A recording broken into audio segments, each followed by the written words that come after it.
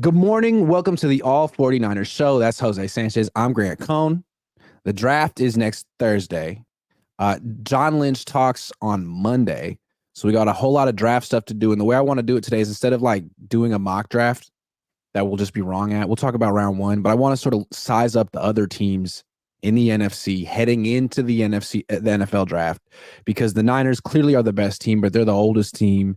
They're the team that isn't necessarily getting better, while the other teams are trying to close the gap. So we'll see which teams might or could try to. I don't know. And then we'll talk about other things. We're going to have so many things to talk about. Jose, you look so good. How are you? I'm doing well. It's my allergies are killing me, but we'll see. Hopefully I don't sneeze a million times. If you sneeze 3 times, I'm ending the show. It's over. Isn't there like a saying about someone told me there's a saying that if you sneeze 3 times in a row, like something about good luck? I don't know. Maybe they're just messing Biggie with me. Smalls will come and get you. Oh no. Biggie Smalls. 1, 2, 3 Biggie Smalls will get you. Okay. Brandon Aiyuk rumors every day. Something comes out and then the agent says that no, that's not true. So what do you make of this situation? He's shooting down rumors such as Aiyuk requesting a trade. That hasn't happened. But I don't know. The Pittsburgh Post-Gazette has reported that the Steelers want Aiyuk. They're pursuing Aiyuk. So has all Steelers, who, that's Fan Nation too. So 2 different places with team sources say the Steelers are under the impression that they're pursuing Aiyuk. Doesn't mean that the Niners, I mean, obviously they don't want to trade him. How do you read this? Probably that like the Steelers are very trying to like get like not a full court press, because if they're full court pressing, maybe the offer would be good and we would have had a trade by now. But it's like it's kind of like yawning emoji. The Niners are like, come on, man, come correct. You're gonna step to the king with we need a king's ransom. Like what? Like I'm pretty sure the Steelers are like, hey, how would a second work, San Francisco? And John Lynch is like, just hanging up the phone, doesn't even put it on the tone, just leaves it on the table so they can hear them all laugh. Like I just kind of read it like that, where it's like it's kind of a one-way street. Because again, just like when this rumor first got started, right, like a month ago, like Steelers have interest. Like, yeah, no doubt. I'm pretty sure every other 31 teams in the league have interest, but they're the ones who are actually putting their foot on the gas pedal a little bit. But clearly, they're not flooring it. They're not putting their foot all the way down to give the 49ers the offer they need. So they're trying to, I guess, maybe like climb the ladder, maybe try to see like, what if we add this? What if we add that? And the Niners are like, yeah, it's not going to work. And for the 49ers, you still have to entertain it, right? Because draft days, the more draft day gets closer and closer, you try to make the Steelers desperate. So I see some legitimacy to it. Where I don't see is like, oh yeah, Aiyuk wants to be traded. Like I don't see that being a case like quite yet. But it's definitely more between like the 2 teams, the Steelers and the 49ers. And it seems like the Steelers are the only ones who are trying to be on the dance floor with this trade, while the Niners are still at the table, just like, wait until you give me a reason to get up. Well, I think from the Steelers' perspective, that they're kind of calling the Niners bluff here. It's like, all right, you say you want a first-round pick, but whatever you can get for Aiyuk on draft night is probably the most you're going to get for him. Let's say you don't trade him on draft night, and then in 2 months you realize, wow, we really can't come to an agreement on an extension. Let's trade him now. Well, then you're trading him for picks next year or some veteran who's on a big contract. So now's the time. And if the Niners can get a first-round pick from some team, then God love them. But I think the Steelers and other teams are looking at the situation like, well, if Aiyuk unfollowed you on social media and you're going to make him play in the 5th-year option, we could just sign him next year. So why are we offering you a first-round pick? Yeah, for a 1-year rental, essentially. Or I mean, Right. a 1-year cheap rental. Obviously, if you acquire him, you're going to extend him. But it's like, yeah, we're only getting him cheap for 1 year. It's just so you expedite it, right? So we had that right, so we have to go to free agency. And for the Steelers, it's kind of a little weird too. It's like, why do you want Aiyuk? Like, you guys don't even know your quarterback situation. You want it for Russ? You want it for That's what's Fields? crazy to me. Why do you guys want Aiyuk so much? Like you're terrible at throwing. Like last week when you meant that, like, oh yeah, maybe the Patriots. I'm like, yeah, that makes sense. You bring in a rookie quarterback, like hell yeah, get a guy who's established there and help expedite the development, or round them up. Chargers, whatever. Chargers make sense. Whoever's out there, right? But like them, it's like, why are these guys so thirsty for Brandon Aiyuk? Like, what do you guys have? You're not ready to compete because you're in the playoffs last year. That was a fluke. They were the flukiest team in the playoffs last year. But I guess it's just they just see a guy who they really want to bring in at wide receiver. Look, if there's a team that really knows wide receivers, is the Steelers. They happen to draft a lot of them, and they actually turn out to hit them, or they just have a good microscope of where to see where these guys' talents are. So I guess they really see Aiyuk as actually an All-Pro, borderline All-Pro as he was last year. Shoot, I mean, maybe for all we know, they only want Aiyuk just so they can meme him and Mike Tomlin all day. I mean, I would respect that. Maybe that's why they have him. Maybe it's as simple as the fact that everyone likes Brandon Aiyuk. Everyone sees him as a really good elite wide receiver, and he happens to like them. And it's not like a tampering situation, but I mean, he did tweet at Mike Tomlin. What was that about? It was kind of like almost like a poke on Facebook from 15 years ago. It was like, hey, why don't you look over here? Why don't you think about me for a little bit? And if I don't know, if an elite wide receiver was trying to get your attention, wouldn't you make moves? Wouldn't you be aggressive? It seems like, why not from Pittsburgh's perspective, especially if they feel they could get him for a second and some change, which seems rich. I don't know about that. Yeah, because the Niners would get crushed if they did that trade. They would. Crushed. I think if you're Steelers too, you kind of have your own little. Maybe the Niners have a timeline too, where your best time to trade them is like always from now until the draft days. Because it kind of, from the 49ers perspective, like you said, like, why would it make sense for them to trade him like in June, where it's like, oh, this is not working well, let me go ahead and get picks for next year? And it's like, how does that help us now? Like, and this is the team where over and over again the 49ers like, next year's our year. It's okay, if next year's your year, it doesn't make sense really to trade one of your best players for a pick that's not even going to be there for you for the coming season. So yeah, that's why it's from here now till draft day is like really where the temperature is going to have to start hitting. That's why I think like each day and day we get, that's why we see more of these, like, you know, his agent trying to like quell these rumors, like, guys, relax. It's like, it's probably like, you know, the Steelers are trying to shoot their shots, but they're missing. They're throwing bricks at the backboard like Klay Thompson against the Kings. I don't know. I just feel like the Niners got to be careful here because Aiyuk isn't asking for more than he's worth. He's just sort of asking for what he'd be worth on the market. And the Niners are sort of threatening that they won't give it to him because they have cap issues. Like, that's not his problem. So either pay him what he's worth or trade him to a team that would pay him what he's worth. The Niners are kind of posturing that they would force him to play on the 5th-year option for $14 million and then maybe franchise tag him the next year. Like, that's something you do to some player who, I don't know, is like not a key member, a key leader on your team. It just seems like punitive, like punishment. We're going to force you to play under market value for years because we don't like your attitude or whatever. It just seems like that's not how they do business. If they let Eric Armstead go because he asked them to get released, I can't see the Niners playing hardball with Aiyuk like that. So to me, it's just like, are you going to give him what he wants or what? There's no real negotiation here. It's kind of like Bosa on offense. The market is so clearly defined. He plays such a premium position. Devontae Smith just got $25 million a year. Like, what negotiation are you doing here? Yeah, just pay him now or trade him now. I don't know what you're waiting for. This dude, that goes back to even a month ago when I wrote, like, look, all these rumors, like, get used to them because it's the Niners' fault. Like, they set up themselves up for the situation the moment they traded DeForest Buckner and the moment they've shown time and time again that their players who are due for a contract extension, they don't do that until July or August. And again, I still don't understand the necessary benefit of that. Again, no one's saying to extend them like, you know, right in March or maybe not even in April. But maybe if there was one or two of these players that you showed like, hey, yeah, in May and June we got it done. Then okay, yeah, we're not really tripping, we're not worried. But no, you guys are showing time and time again, July and August, especially the last two have been early and late August / September. It's like, what's going on here? Like, I don't get the benefit of why they set themselves up to this standard, and now they can't break from it, right? Because if you didn't break for it for Nick Bosa of all people, you damn sure are going to do it for Brandon Aiyuk. Yep, agree. Vincent Campos wants to know when I'm getting a new countdown, a new intro. The countdown's getting old. I'll work on it. Bay Area Baller's been a member for 31 months. That's a long time, man. What's up, Bay Area Baller? Let's get to the next topic. What would a draft night trade for Brandon Aiyuk look like if it goes down? Yeah, I think the only way I can see the 49ers really trading Aiyuk on draft day is if they somehow secure their wide receiver replacement like immediately. Like whether it's they wait at 31 and then they trade him for a handful bounty of picks like second and thirds. I know that's not what everyone wants to hear. It's like, damn, that's all you're getting for him. But it's like, look, you might get like some capable corner and defensive lineman that might still be worth it, and you get his replacement. At that point, it's like, hey, that's not bad. And we get cheap contracts and we can keep other players that are elite. It's like, okay, yeah, it's not always about first round picks. And hey, the market has shown that like trade value for these wide receivers aren't going for first round caliber. They're just not.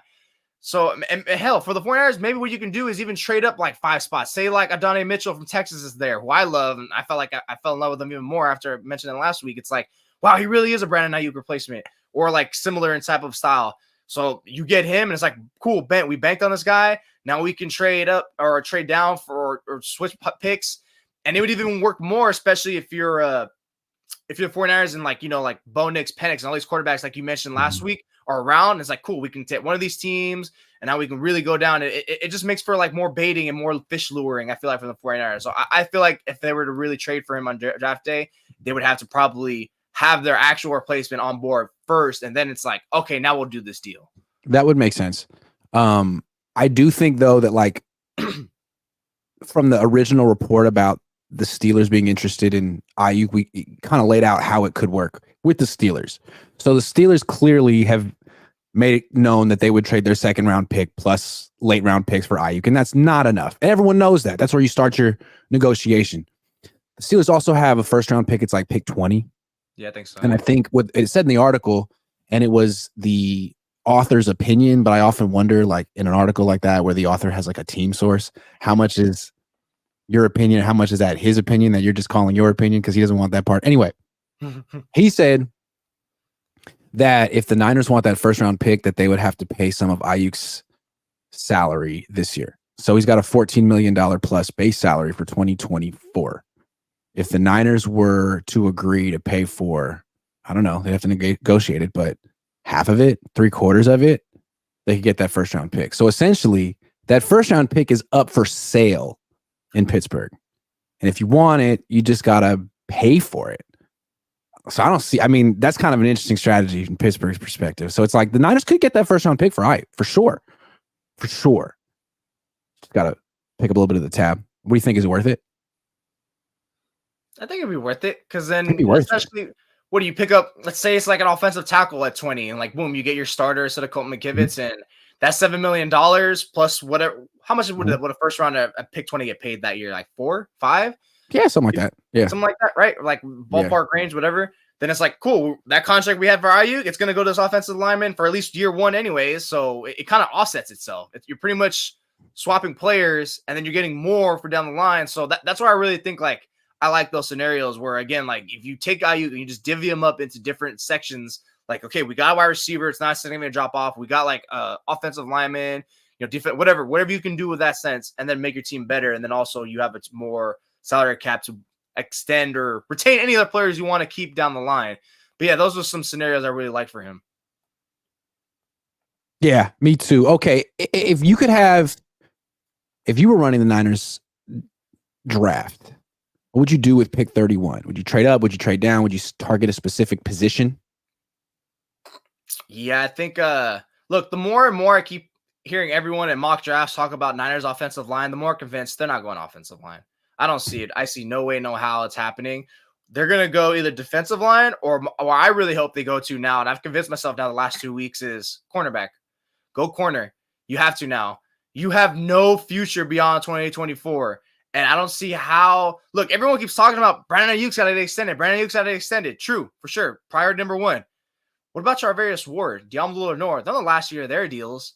Like, that's the last time I checked, those are 2 pretty amazing cornerback duos that you have someone who can kick in outside with Lenoir and someone who's just coming off his first All-Pro year in Ward. So I would really love, if you're at pick 31, if you're lucky enough to have Kool-Aid McKinstry fall that far, or even if you were just say, like, I saw, what's it called?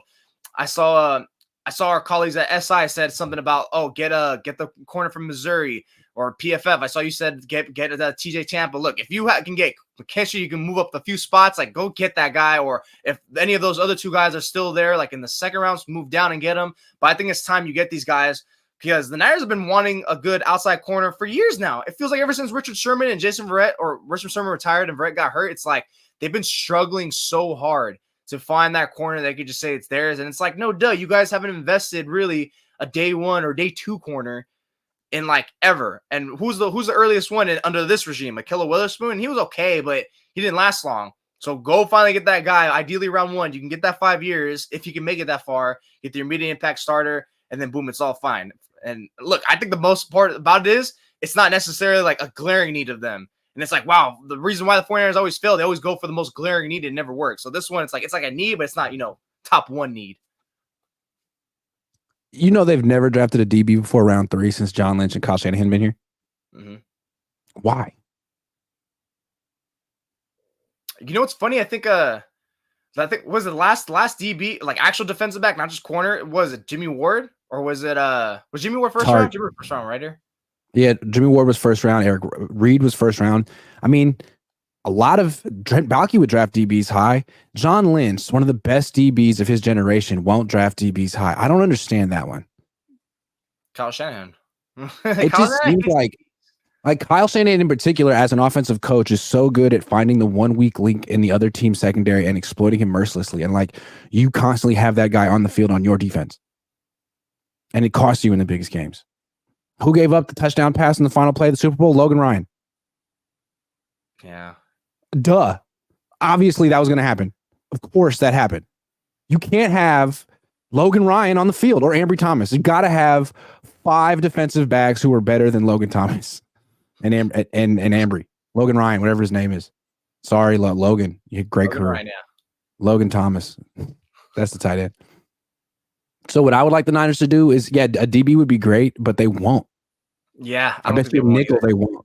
I feel like the free agency moves kind of like essentially they're kind of convinced themselves like, oh, we got Isaac Yadam. We have a special diamond in the rough here, and we got Rocky Sin. Like, and for all we know, maybe Ambry Thomas is better. Like, I feel like they kind of put themselves in a position where they'd be like, yeah, we're okay with without an early day corner again. So it's gonna be like again round 5 or round 4 corner all over again, and this is gonna be a guy who goes nowhere. People are gonna hype up like a Samuel Womack, like a Luter or a Tyree Fields, and it's gonna be like, all right, great. Now you just have a guy. You just have another guy again. To me, though, like when you spend a first round pick on a corner, you're drafting that player because you want him to be able to match up man to man with the best wide receivers in the league, if that's what you need to do that week.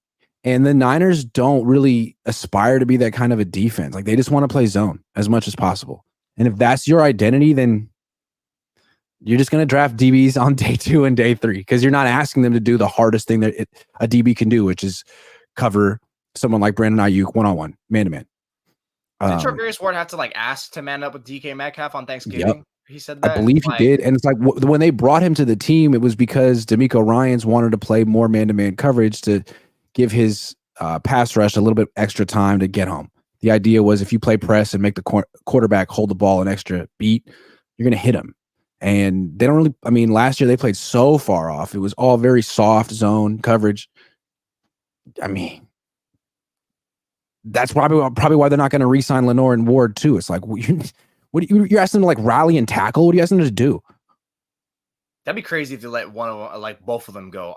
One of them is going to get gone. Probably Ward because it'd be too expensive. He's going to be up there in age, but Lenore, he has inside outside versatility, and that's like 24. That's tremendous. And you can sign him as a nickel. You can sign him as a nickel, which guess what? It's cheaper.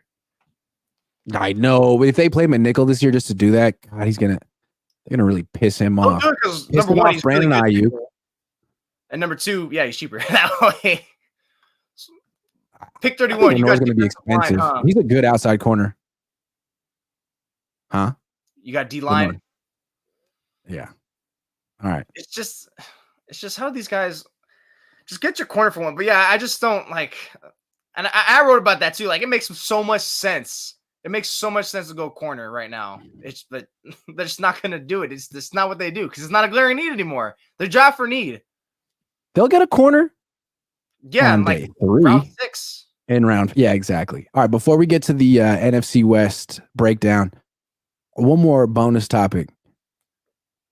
Do you think Tom Brady will return to the NFL this season? It's like a topic he talked about it. He's not ruling it out. He isn't 50 years old yet. I think he's 46. something like that. He's freaking What old. do you think? No, no, I don't know. How is he gonna return?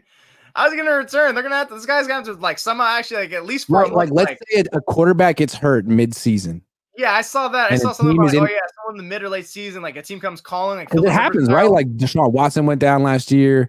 I mean, Jimmy Garoppolo went down the year before that. It happens. It does happen, yeah. It does happen. First of all, it'd have to be a playoff team. And second, like, is Brady going to actually, like, be warmed up? Like, he can't just roll off the couch just like, oh, it's all Gucci. Like, it feels like the guys actually have to do, like, a little bit of training. He was not seem like the kind of guy who stays ready. Anyways. He seems like the kind of guy who stays ready so he doesn't have to get ready. That's Tom Brady. Well, even when he was staying ready to get ready when he was playing, he wasn't looking the greatest. You know, I was like, please retire, Tom. Please retire. It's over. Like, I just don't. If there's a team that signs it, I really no. It's an inevitable. Look, I'm not wishing for a quarterback to happen because look, the odds are it's most likely going to happen. Like a playoff team's going to have their quarterback get hurt, miss time, and or like he's done for the year. Like it happens every year. At least one playoff team, right? So I really do wonder if now you put those floaters out there, that a team's going to go sign him. But you know what's going to happen? The only reason why you would go for him is if you I think if your backup quarterback gets hurt.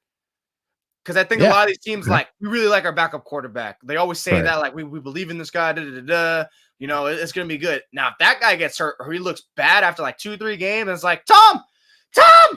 Think about the quarterbacks that went down last year. Watson, Burrow, Rodgers. I mean, if he's ready and he's in shape, there might be an opportunity for him to just, like, vulture one more Super Bowl trophy. And let's real quick check out our sponsor, Bet you US, bet on that?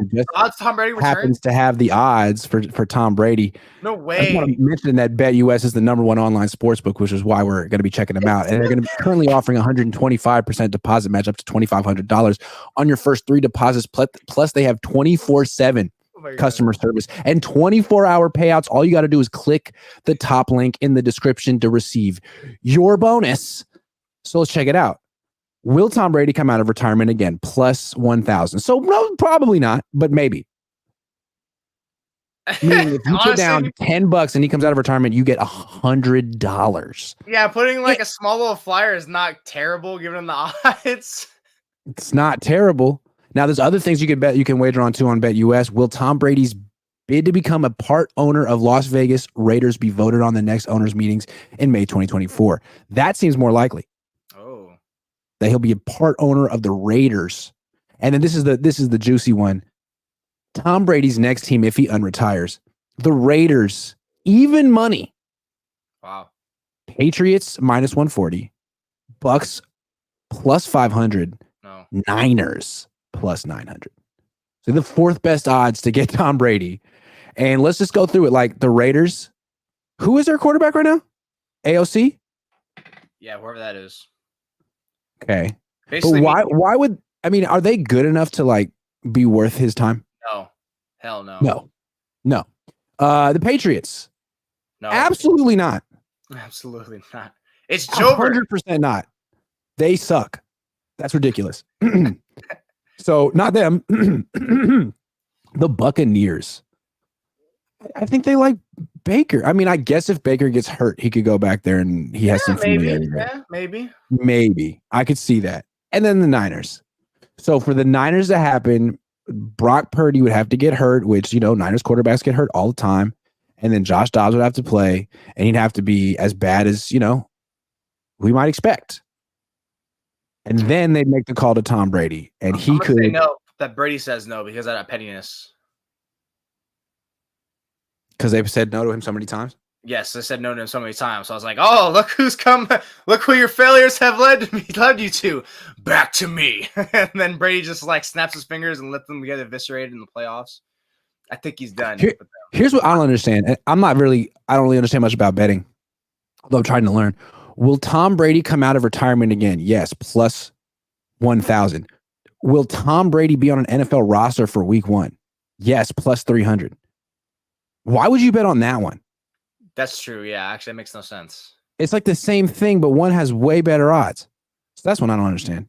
Yeah, love to know. Out of retirement one. Yeah, I'm gonna say that one and this one just for fun. So let's see the most. I think the most I can wager is 10. Okay, we'll do 10. We'll do 10, and then we'll see if I can do more there. Okay. I feel like Miami would make sense. They'd be a What? playoff team. You know, Tua has his injury history. I mean, I know he was fine last year, but like that would make sense. Dolphins would make sense. Jets would make sense because Aaron Rodgers, his body's hanging by a thread. Any other team plus 500. I'm going with the Niners though, just for chaos. Placing the bet, confirming, and running the commercial. BetUS, America's favorite sportsbook and casino. Live betting and racebook. We're celebrating 30 years with a historic offer. A 125% sign-up bonus on your first 3 deposits. Plus 10% gambler's insurance. Get started today. BetUS, where the game begins. All right, it's time to size up the other teams in the NFC and see where they stand in comparison to the Niners before the draft, starting with the Seahawks. It's a very interesting team. They have a new head coach, Mike Macdonald, defensive coordinator for the Ravens, for Jim Harbaugh at Michigan, young, forward-thinking fellow. And they still have Geno Smith. They went 9-8 last year. I think they went 9-8 the year before that. They are the essence of mediocrity. But they got a new coach. Added a few players. They got Laken Tomlinson. Also added Rayshon Jenkins. What do you think of the direction of the Seahawks? Are they a threat? No, because Geno Smith's still their quarterback. Yeah, Geno Smith's still their quarterback. The only reason why they're like kind of a threat is because Mike Macdonald. And I'm not sure if it's clear or not. Is he going to call defensive plays? Do you know? If he better, first of all, and second of all, if he is, then okay, yeah, because he gave Kyle Shanahan like his lunch money. Like he took Kyle Shanahan's lunch money and all that last year when the Ravens and the Niners played on Christmas night. So if he's doing that, then okay, Shanahan might have his issues. But then again, it's not like Seattle has half like the defensive talent that Baltimore did last year. So no, I don't view him as a threat for that reason. Like they're not as talented on defense, but Matt McDonald to look as great if he is defensive coordinator. And then you still have Geno Smith. Like his first year, one hit was like tremendous given like his career. You know, he's not a terrible player at all, but it's like, you know, he's not that guy. You're not that guy, pal, as the meme says. He's just not him that some of the 49ers will worry about. And I just think they have their numbers now. It's 49ers domination on Seattle for the foreseeable future until those guys actually get some improvements, especially at quarterback. Okay, let me try to make a case for why they're dangerous. First of all, they have good wide receivers. I like their wide receivers. I like their running back. Is Geno Smith good? I mean, no. No. Is he bad? No. He's whatever. He's like a whatever quarterback. He's a whatever quarterback. So they got that going for them. On defense, their defense was a tragedy last year, especially against the run. They gave up more than 2,300 yards on the ground. They gave up 24 rushing touchdowns. That's just disgusting. It's hard to compete when you can't stop anything on the ground. You think Mike Macdonald could fix that? I think he can. I mean, he brought in Jerome Baker and another linebacker and a new safety, and he seems competent. Like Pete Carroll was trying to transition to the 3-4 defense the last few years and had no clue what to do. It was not his background. This is Mike Macdonald's background. So 9-8 team that could plug that hole at the run defense. They could be solid. They could be a solid team. Like, look at their secondary. Their secondary is way better than the Niners secondary. They just can't stop the run, so it doesn't matter. But if they can stop the run, just saying, they might win 10 games. They match up terribly against the Niners one-on-one offensively, thoh. Against you all know that why? Because Geno Smith is so mid. Can we just take a minute to appreciate how mid Geno Smith is? He's pretty mid. He's like, what would you rank him? Like the 19th best quarterback in the league? 19. Sounds right. 19, 18. About 19. Like yeah, he's definitely top 20. Put some respect on his name. More 20 than he is top, but okay, so here's what I'm thinking about them too. They don't have a second round pick, but we don't really know much about their what they want to do. Brand new coach. Their offensive coordinator. Do you know where he comes from? I just looked this up. University of Washington. UW, right? Yeah. UW, which means are they going to draft Penix? And if they do, are they an actual threat? Because until they get a different quarterback, I'm not taking them that seriously. If they get Penix. Not even with Penix. I'll say this. The Seahawks don't draft Penix. That says a lot considering the offensive coordinator was his coordinator. True. They got the 16th pick. I don't think you take him there, but you could trade down. I've seen them like mocks just keep going between edge or a defensive lineman or offensive lineman for them, like back and forth. So it sounds like trenches for them. I think this is an interesting team because I think you could look at them on paper and say, I like a lot of what they have. It's a 9-8 team that has a lot of talent that you could argue was one of the worst coached teams in the league on offense and defense. But now they're going to a rookie coaching staff. Yeah, they are. But is that bad? One more thing before we move on. He did something, Mike Macdonald, that's kind of controversial.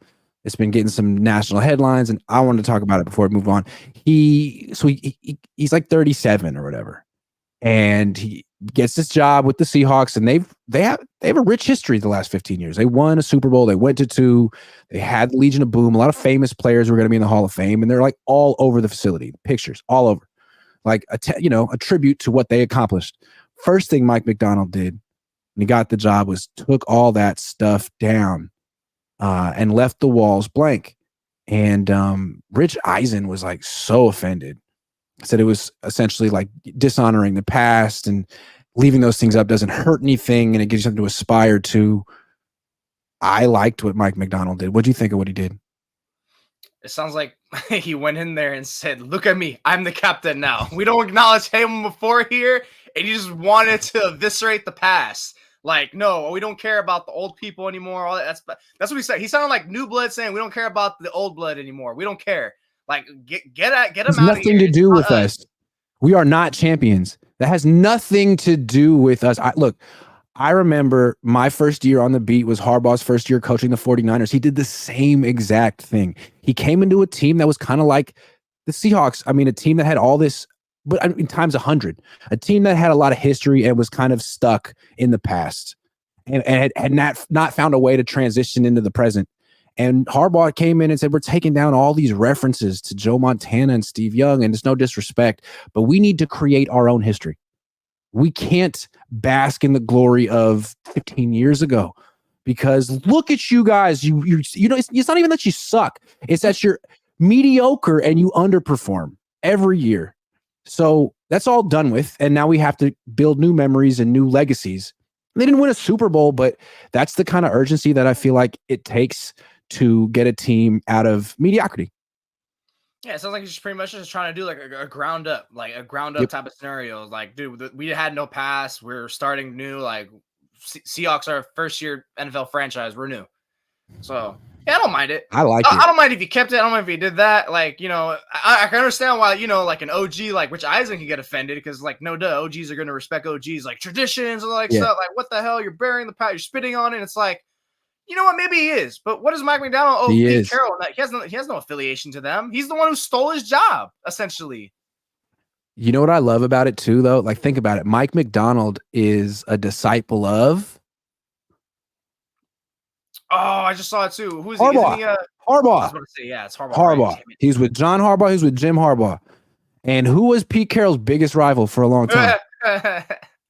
So Pete Carroll's demise, he gets replaced by a Harbaugh disciple who comes into his facility and says, take these fucking pictures off the wall. Get that little gum-chewing dude's face off the fucking wall. We're starting over. Don't you love that? I mean, it's beautiful. Harbaugh, a lot of pleasure. He didn't just put those pictures in the attic. He probably burned them. You're done. Goodbye. You're done, son. It's over. You're done.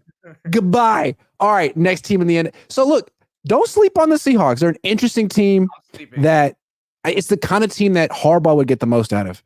It's like it's got some talent, but the culture is all messed up. And he can come in, supercharge that stuff, give them a sense of urgency, and now they're competing, even with Geno Smith. So we'll see. Cardinals, second-year coach, Jonathan Gannon. They got Kyler Murray healthy. They got the 5th pick in the draft. They got the 27th pick in the draft. They got the 33rd 5th pick in the draft. They got a good tight end in Trey McBride. They got a nice running back in James Conner. They got a nice right tackle in Paris Campbell. They got some things. They're very young. Are they a year away from being a year away, or could they do something? Feels like they're a year away being a year away. Yeah, I think it's more that way because it's going to feel like speaking of old blood, new blood, this is going to be some serious new blood. And a lot of youngsters coming in, whether they go Marvin Harrison, they add another piece, there's a lot of green. A lot of green, a lot of rawness, a lot of lack of experience that's going to really show for them. And I think it kind of showed last year, where with Dobbs, I remember those first 8-9 games, wow, okay, they're kind of a bit of a scrappy bunch. But it's after, you get Murray in there, 2 games that look really good. And he was fine. Murray looked cool. But it just kind of feels like they need more pieces to really be there and then also develop.